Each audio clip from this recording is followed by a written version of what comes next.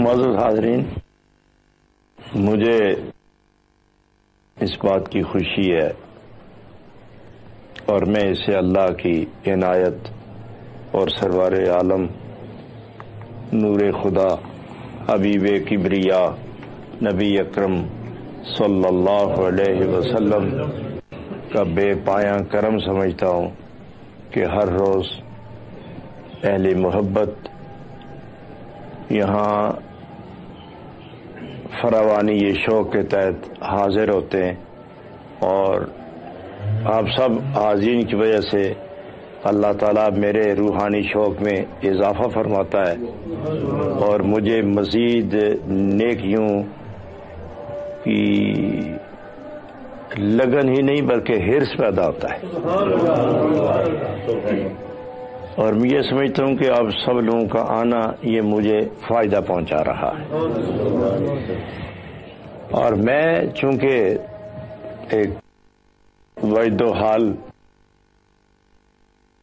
سے تعلق رکھتا ہوں، اصول یہی ہوتا ہے کہ جہاں محبتوں کے رشتے ہوں وہاں آدمی اپنی محبوب شے دسترخوان محبت پہ سجا کے دوستوں کو پیش کرتا ہے۔ تو چونکہ اپنے کیفیات اور وجد و حال کے جو تھوڑے تھوڑے خد و خال ہیں وہ دسترخوان محبت پر حروف کے برتنوں میں سجا کے آپ کے روح کے سامنے رکھتا ہوں۔ جسم محسوس کرے نہ کرے لیکن آپ کے چہرے گواہی دیتے ہیں کہ روح کے اندر کیفیات اپنا اثر فرما رہی ہیں۔ تو یہ گویا آپ کا آنا میرے لیے سامان سعادت ہے، اور مثنوی شریف کے حوالے سے آپ کے وجد و حال میں استحکام یہ آپ کی بخشش اور قبولیت کی ایک خوبصورت تدبیر ہے۔ اللہ ہم سب کو صراط مستقیم پر اس شدت احترام اور اس محکم انتظام کے ساتھ چلنے کی توفیق عطا فرمائے کہ اللہ کریم اور اللہ کے محبوب کریم علیہ التسلیم ہم سے راضی ہو جائیں۔ اپنی عادت پوری کرنے اور روح کو ہلکی پھلکی غذا مہیا کرنے کے لیے اپنا اسلوب بیان اس میں فقدان مناسب نہیں سمجھا، اس لیے ورنہ آج اندر کی کیفیت تو ٹھیک ہے لیکن جسمانی حال بے حال ہونے کی وجہ سے آج اظہار کمال نہیں کر سکے۔ تاہم میں ایک بات بڑی خوبصورت پاک بازوں کی نسبت سے کر دیتا ہوں تاکہ رحمت کا نزول ہو۔ حضرت بایزید بسطامی رحمۃ اللہ علیہ جو طریقت کے امام اور شریعت کے احکام میں سب سے اول ترین محبوب شخصیت، جن کا وجد و حال اور احکام شریعت کے اندر ان کے ارشادات اور طریقت کے اندر ان کے فرمودات اور رات اور دن کے معمولات یہ ایسے عظیم المثال اور فقید المثال ہیں کہ اللہ اپنی قدرتوں کا وارث ہے، وہ جو چاہے کر سکے، لیکن حالات کے آئینے میں جو چیز نظر آتی ہے وہ یہ ہے کہ حضرت بایزید بسطامی رحمۃ اللہ علیہ کی مثال آج کے بعد قیامت تک کو پیش نہیں کر سکے گا، اور وہ سلسلہ نقش بندیہ کی بہار ہے، وجہ سکون و قرار ہے، اور ہر وقت دائماً مورد الطاف و انوار ہے۔ حضرت بایزید بسطامی رحمۃ اللہ علیہ ان پر حج فرض نہیں تھا، مگر فراوانی شوق کی وجہ سے حج کے لیے تیار ہو گئے۔ اصول یہ ہے اور قانون یہ ہے اور حکم رب العالمین اس طرح ہے کہ فراخی ہو، فراوانی ہو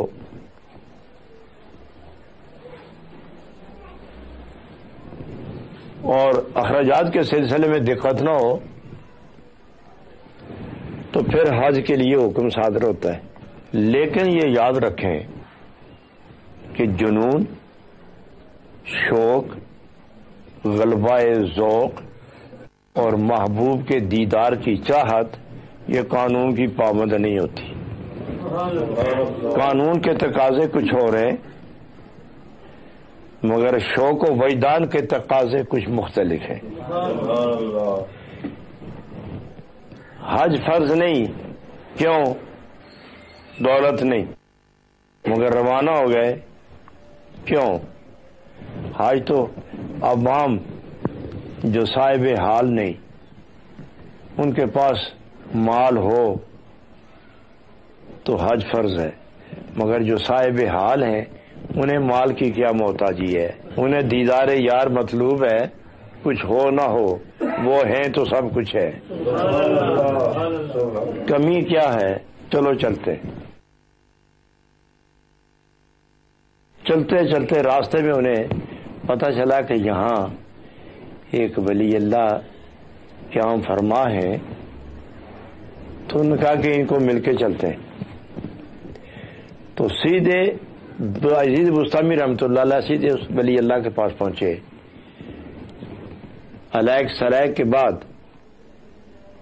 4 نگاہی کے بعد، ملاقات کے بعد وہ بزرگ صاحب حال با مقام فنا فی اللہ اور بقا باللہ کی منزل پر رہنے والے، انہوں نے پوچھا باعزید ہے؟ ہاں. تو کہاں جا رہے ہیں؟ کہا کہ میں تو کعبے کا طواف کرنے جا رہا ہوں. اچھا، آپ کعبے کا طواف کرنے جا رہے ہیں؟ پیسے کتنے ہیں تمہارے پاس؟ عرض کیا کہ میرے پاس تو صرف 200 سکے ہیں چاندی کے، اور دیکھو یہ باندھ کے رکھے ہوئے ہیں، 200 درہم ہیں، چاندی کے سکے ہیں 200 یہ رکھے ہوئے ہیں. آپ نے فرمایا کھولو، اسے پیش کر دو، یہ سب مجھے دیں اور میرا طواف کریں. وہ جو وہاں جا کے تمہیں لذت ملے گی اس سے 20 گنا زیادہ برکات یہاں مل جائیں گی. رکھو پیسے یہاں اور اٹھو طواف کرو. اور کمال یہ ہے کہ وہی برکت ملے گی، یہاں احرام کی بھی ضرورت نہیں، صفا مروہ میں دوڑنے کی بھی ضرورت نہیں، اور بال کٹانے کی بھی ضرورت نہیں، اور قربانی دینے کی بھی ضرورت نہیں. صرف مجھے دیکھتے جاؤ، چکر لگاتے جاؤ، اور پھر آنکھ بند کر کے دیکھنا منظر کیا ہوگا. حضرت باعزید بستامی رحمۃ اللہ علیہ نے وہ 200 چاندی کے سکے آپ کی خدمت میں پیش کیے، اٹھ کے آپ نے طواف کیا. تو آپ فرماتے ہیں کہ قدم قدم کعبے شریف کو طواف کے اندر قدم قدم میں گھوم رہا تھا اور نظر نظر کعبہ دیکھ رہا تھا. قدم قدم گھوم رہا تھا، نظر نظر کعبہ دیکھ رہا تھا. تو آپ نے فرمایا بس پورے ہو گئے، بیٹھ جاؤ. آپ نے شفقت فرمائی. حضرات، تحقیق اس طرح ہے کہ یہاں ایک سوال وارد ہوتا ہے کہ انسان کتنا ہی بڑا کیوں نہ ہو مگر اس کا طواف شرعاً جائز نہیں. اس کا طواف شرعاً جائز نہیں ہے. تو وہ ولی اللہ ہیں، انہوں نے اپنے طواف کا حکم کیوں دیا؟ اور یہ جو کامل لوگ ہوتے ہیں خلاف شرع کام نہیں کرتے. اور دوسری بات یہ ہے کہ خود اس سے کہا کہ یہ دولت چھوڑو، یہ 200 درہم کس لیے تم نے رکھے، یہ بے مقصد چیز ہے. اس کو کہا بے مقصد اور خود لے لیے. تو یہی تو قابل اعتراض بات ہے کہ جو چیز اس کے لیے اچھی نہیں تھی وہ آپ کے لیے کیوں اچھی ہے؟ جو چیز ان کے راستے میں رکاوٹ بن رہی ہے وہ آپ کے لیے ذریعہ آبرو کس طرح بن گئی؟ تو یہاں شارحین اور تصوف کی روح کو سمجھنے والے بالخصوص بحر العلوم نے لکھا ہے اور دیگر اکابرین لکھتے ہیں کہ یہ جو انہوں نے طواف میں کہا ہے یہ اصل میں ہوش میں نہیں کہا، وہ میویت کا عالم تھا، وجد و حال کی کیفیت تھی، مرکز قال سے نکل کر حال میں چلے گئے تھے، وجود سے نکل کر روح میں داخل ہو گئے تھے، کون و مکان کی حد بندیوں سے نکل کر جلوائے الہی میں گم ہو گئے تھے، اور جو حقیقت کعبے کی تھی وہ حقیقت ان پر وارد ہوئی، اور وہی تجلیات جو کعبے پر رقص کر رہی تھیں وہی تجلیات ادھر پہرا دے رہی تھیں، تو کہا وہ معاملہ جو وہ ہے وہ ادھر ہے، ادھر طواف کرو گے یہیں طواف کر لو۔ تو گویا اپنا طواف نہیں کروایا، تجلیات کا طواف کروایا۔ سبحان اللہ۔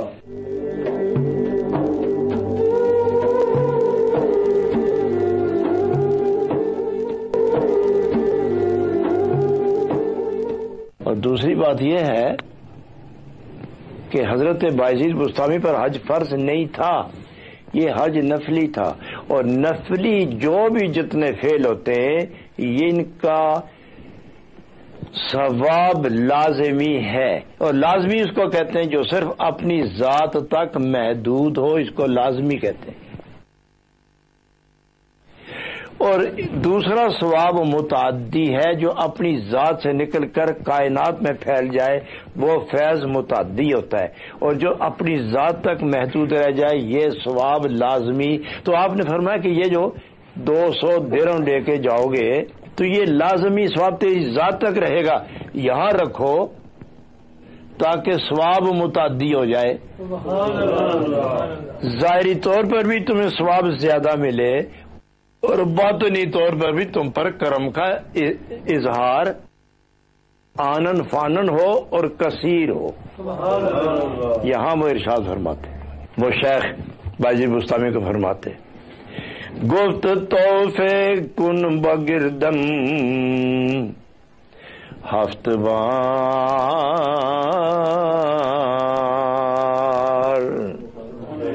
وین کو تر الطواف حج شمار۔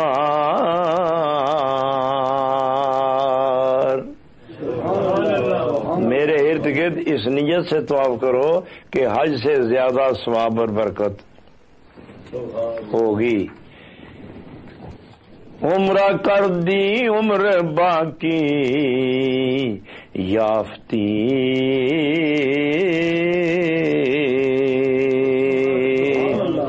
صاف گردی برصفا بشتافتی۔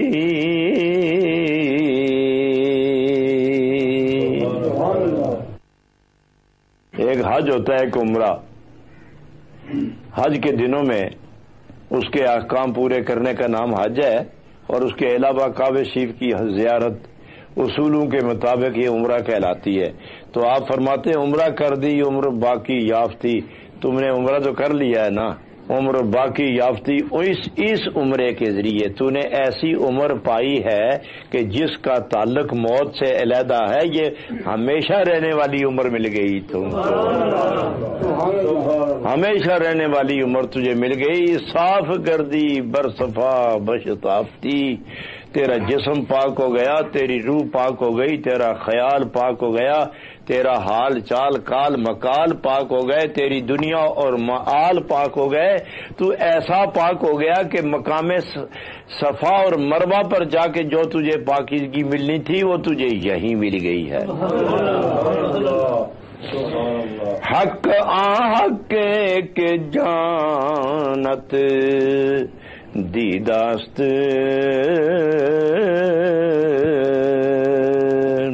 کہ مرابر بیت خود بگزیداست۔ وہ فرماتے ہیں بزرگ قسم ہے رب کی، اس خدا کی قسم جو پوری کائنات کا مالک ہے اور جس نے اپنی محبوبیت کی چادر کے اندر اپنے دوستوں کو پال کے رکھا ہے۔ جانت دیداست، تیری روح نے اس کے انوار دیکھے ہیں کہ مرابر بیت خود، جانتے ہو کہ مرابر بیت خود بگزیدہ است، کہ وہ بیت اللہ ہے، ہمارا نام عبداللہ ہے اور اس کا نام بیت اللہ ہے۔ اس کو بنانے کے بعد اللہ تعالیٰ جو انوار نازل کرتا ہے وہ بالکل محدود ہے، اور جو ہم پر انوار نازل کرتا ہے یہ ساری کائنات پر محیط ہے، اور ہم کو کعبے پر فضیلت دی ہے۔ ایک مرتبہ حضرت عمر رضی اللہ تعالیٰ عنہ کعبے کا طواف فرمانے لگے تو کعبے کو مخاطب فرمایا، اے خدا کے گھر، اے بیت اللہ، ہم تیری حقیقت کو جانتے ہیں، اور تجھ پر جو برسات ہو رہی ہے نور کی وہ بھی ہم دیکھ رہے ہیں، اور تجھ کو جو اللہ سے نسبت ہے اس سے بھی آگاہ ہوں، مگر قسم ہے اس خدا کی جس نے تجھ کو اپنا بنایا، اسی خدا کی قسم کہ مومن تجھ سے زیادہ برکت والا ہے، مومن تجھ سے زیادہ فضیلت والا ہے۔ حضرت مومن کی تعریف تو خیر آپ جانتے ہی ہیں، لیکن حضرت عمر رضی اللہ تعالی عنہ سے زیادہ کون مومن ہوگا؟ اور جو یہ سب کچھ دیکھ کے فیصلہ کر رہے تو کیا وہ غلط کہہ رہے؟ وہ اپنی حیثیت بھی دیکھ رہے تھے، مومن کا مقام بھی دیکھ رہے تھے، کعبے کا مقام بھی دیکھ رہے تھے۔ ان دونوں کے مقام دیکھنے کے بعد باخبر ہوئے کعبے کی حقیقت سے اور باخبر ہوئے مومن کے مقام سے۔ جب ان دونوں کو آمنے سامنے رکھا تو فرمایا جس رب ذوالجلال نے تجھے یہ عظمت پیدا کی اسی کی قسم ہے کہ انسان مومن تجھ پر فضیلت رکھتا ہے۔ تو یوں سمجھو نا پھر حضرت عمر کعبے سے افضل ہے، یوں سمجھو نا کہ حضرت عمر کعبے سے فضیلت والے ہیں۔ کیا شان ہے حضرت عمر آپ کی۔ تو آپ کرنے لگے تو حجر اسود کے سامنے کھڑے ہو گئے، حجر اسود کے سامنے کھڑے ہوئے۔ کیا شان ہے حضرت عمر کی بھی، بات بات میں ایسا نقطہ نکالتے ہیں، اور توحید اور خدا سے نسبت، نبی پاک اور ان سے قربت، اور اس قربت کی لطافت اور لطافت کی عظمت، جب اس پہ نظر رکھتے ہیں تو بول پڑتے ہیں اے پتھر تو پتھر ہی ہے نا، میں جانتا ہوں قیامت میں تو شفاعت کرے گا، قیامت میں تو شفاعت کرے گا، میں جانتا ہوں تم بہت بڑے ہو، مگر میں تمہیں اس لیے نہیں پوچھ رہا کہ تم کو بہت بڑی فضیلت کے مالک ہو تم، میں صرف تمہیں اس لیے غور سے دیکھ رہا ہوں، میں دیکھنا چاہتا ہوں کہ میری سرکار نے اپنے لب مبارک تیرے کس حصے پر رکھے ہیں، میں ادائے رسول چوم رہا ہوں، تجھے کیوں چوموں میں نبی پاک کی اس پاکیزہ معصوم ادا کو چومنا چاہتا ہوں، میں وہ دیکھنا چاہتا ہوں کہ کیسے میرے نبی پاک نے اپنے پاکیزہ لب تیرے وجود پر رکھے اور تجھے عظمتوں سے مالا مال کر دیا۔ تو وہ کعبے کا ایک حصہ ہے۔ تو حضرت عمر رضی اللہ عنہ اس ساری کیفیت کو جب بیان کر چکے تو جناب رومی یہاں آ کر حقیقت پر سے تھوڑا سا پردہ اٹھاتے، کعبہ ہر چندے کے خانہ بر اوست،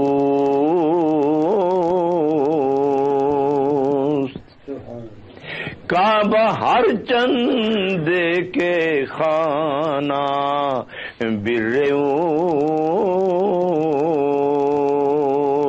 خلقت من نیز خانہ سر اوست، یہ بھی مخلوق ہے میں بھی مخلوق ہوں، یہ بھی مخلوق میں بھی مخلوق، مگر یہ بیت اللہ ہے، اسے اللہ نے کہا ہے میرا گھر، اور مجھے فرمایا میرا بندہ۔ کیا اب خوب توجہ دیکھتے چلیے، مخلوق یہ بھی ہے، مخلوق مومن بھی ہے، مگر یہ خانہ بر اوست، یہ اس کی بندگی کا خانہ ہے، یہ اس کی بندگی کا گھر ہے۔ خلقت من نیز خانہ سر اوست، میں بھی مخلوق ہوں مگر میں اس کے راز کا حامل ہوں، یہاں بندگی کے لیے سر جھکتا ہے اور میرے پر اللہ کے راز اترتے ہیں، میں راز خدا ہوں، یہ خانہ خدا ہے، یہ عبادت خدا کا مرکز ہے، اور میں امین راز خدا ہوں، میں امین راز خدا ہوں۔ یا رب، کیا عجیب بات ہے کہ بندہ راز خدا، حدیث قدسی میں آتا ہے کہ اللہ جل شانہ نے اپنے محبوب کو فرمایا کہ الانسان سری و انا سرہ، انسان میرے رازوں میں سے ایک راز ہے اور میں اس کا راز ہوں، وہ میرا راز ہے،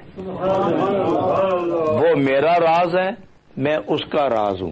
اسی لیے فرمایا گیا کہ من عرف نفسہ فقد عرف ربہ، جس نے اپنی حقیقت کو پہچان لیا اس نے اسی وقت اپنے خدا کو دیکھ لیا، جس نے اپنا آپ پہچانا اس نے گویا خدا پہچان لیا۔ کیوں کہ یہ بندہ، یہ مومن خدا کے رازوں میں سے ایک راز ہے۔ یوں بھی کہا جا سکتا ہے کہ یہ بندہ، یہ مومن، یہ ظاہر ہے، خدا باطن ہے، یا خدا باطن ہے، بندہ خدا باطن ہے، بندہ ظاہر ہے۔ یہ نظر آتا ہے، وہ نظر نہیں آتا، یا وہ نظر آتا ہے، یہ نظر نہیں آتا، وہ اس کا راز ہے، یہ اس کا راز ہے۔ ادھر توجہ کریں تو انسان، اور انسان کی طرف خیال کرو تو رحمان۔ یہ کیسے؟ اس کا یہ مطلب نہیں کہ یہ دونوں ایک ہو گئے، ایسا نہیں ہے۔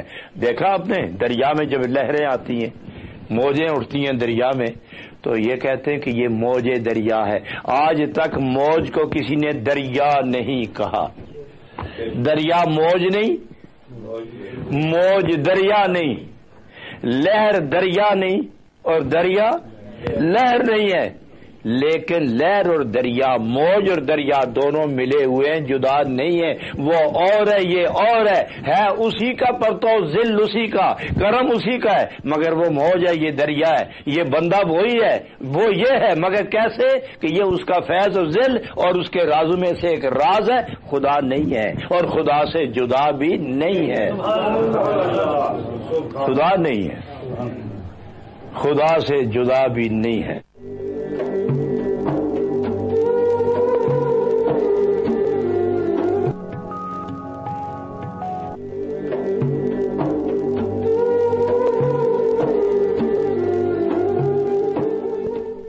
آگے وہ بڑی خوبصورت بات فرماتے ہیں، باریک باریک میں نکات وہ پیش کرتے ہیں۔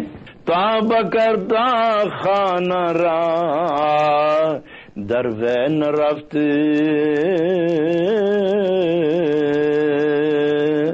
وندری خانہ بجز ای ہے نہ رفت،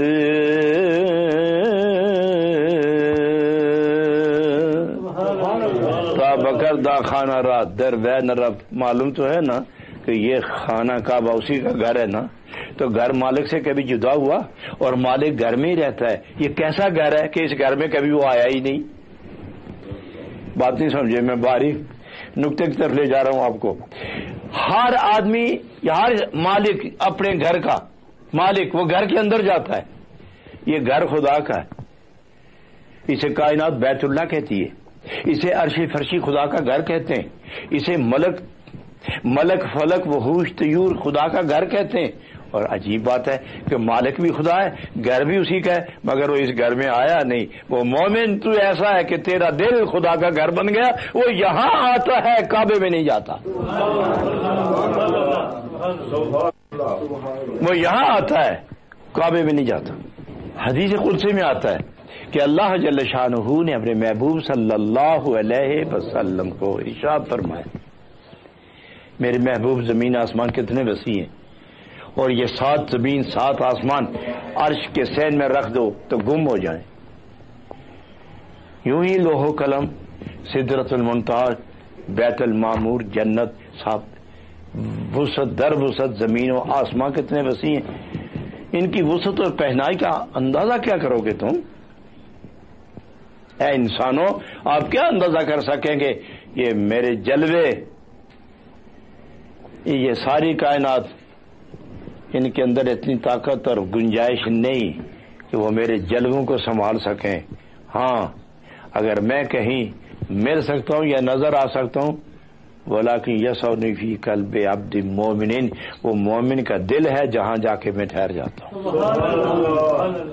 वहां अपने राज रखता है, वहां अपने जाती जलवे रखता है, वहां अपनी कुदरतें रखता है, वहां मुशाहिदे के लिए सारी सिफाती और जाती बरकात और अनवार और तजल्लियात रख देता है। ये नहीं कि उस मकान के अंदर आके खुदा बैठ गया और ये मकान उस पर हावी हो गया, नहीं, ऐसा नहीं है। मकान हमेशा मकीन पर हावी होता है और खुदा कायनात पर हावी है, इसलिए वो किसी मकान में नहीं जाता, लेकिन काबे में जाती तजल्लियात भेजकर उसको अपना मुस्तक़र नहीं बनाया, लेकिन मोमिन के दिल को फरमाया कि यही वो जगह है जहां आकर मेरे जाती जलवे तकसीम होते हैं।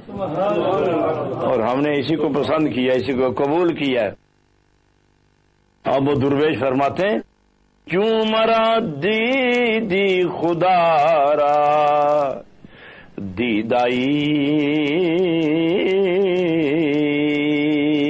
गिरदे काबा सिद्क बर गर्दीदाई।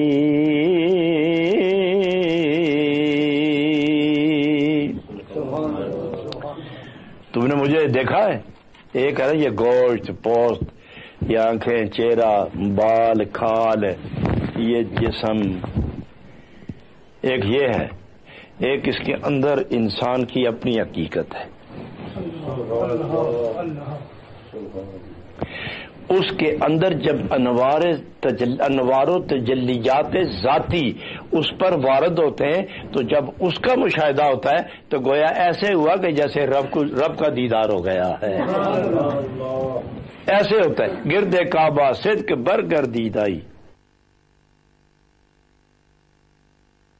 मेरा एक तवाफ हकीकी तौर पर तूने काबे का तवाफ कर लिया, इसलिए कि तूने तजल्लियात इलाही का मजा तो चख लिया है ना।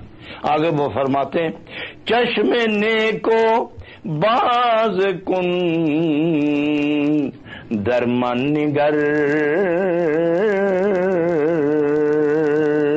ताबा बीनी नूर हक अंदर बशर।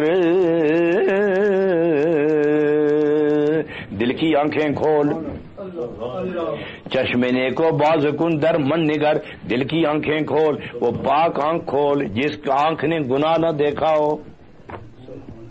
वो पाक आंख खोल जो अल्लाह ने अपने लिए रखी है कि अपने जलवे दिखाने के लिए मोमिन के अंदर एक आंख रखी है, वो आंख खोल ताकि तुझे पता चले कि बशरी लिबास के अंदर अल्लाह का नूर किस तरह आता है। हज़रात, एक शेर और पढ़ने के बाद मैं गुफ्तगू खत्म करता हूँ और मैं आपको नतीजे पर ले जाना चाहता हूँ। काबारा यक बार बैती गुफ्तियार गुफ्त या अब्दी मरा अफ्ताद बार। इस पर आप हैरान नहीं होते कि काबे को सारी जिंदगी अल्लाह ने आज तक एक ही दफा कहा है ये मेरा घर है। काबरा यकबार बैती गुफ्त यार, एक ही दफा कहा है मेरा घर। जब हजरत इब्राहीम और इस्माइल अलैहिस्सलाम मुकम्मल कर चुके तो अल्लाह रब्बुल आलमीन ने फरमाया, वाहिदना इला इब्राहीम व इस्माइल अन तहिरा बैतिया लित्ताइफीन वल आकिफीन वरुक्का सुजूद। इब्राहीम और इस्माइल अलैहिस्सलाम काबा मुकम्मल हो गया, अब रुकू करने वालों, सजदे करने वालों या क़याम करने वालों, यहाँ नूर हक तलाश करने वालों के लिए अब इसको साफ कर दें, गोया मेरे घर को पाक कर दे।